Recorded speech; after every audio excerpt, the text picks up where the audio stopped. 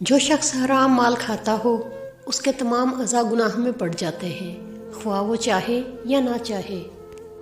اگر تم قرآن کو آنکھوں سے دیکھو گے تو الفاظ نظر آئیں گے، دماغ سے دیکھو گے تو علم نظر آئے گا، دل سے دیکھو گے تو محبت نظر آئے گی، اور اگر اپنی روح سے دیکھو گے تو تمہیں خدا نظر آئے گا۔ اپنے آپ کو چھوٹا نہ سمجھو، تم بے خودی کے عالم میں خود ایک کائنات ہو۔ جتنی چاہے نمازیں پڑھو اور روزے رکھو، اس وقت تک فائدہ نہیں پا سکتے جب تک مال حرام سے پرہیز نہ کرو گے۔ کنواں کھودنے والے کنویں میں جا گرتے ہیں۔ کوئی برا آدمی سزا پائے بغیر نہیں رہتا اور اچھائی جزا پائے بغیر نہیں ہوتی۔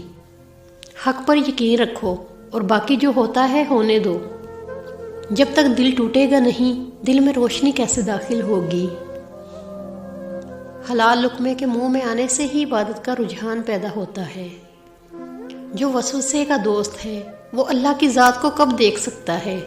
لوگوں کے درمیان اللہ اس طرح روشن ہے جیسا ستاروں میں چاند۔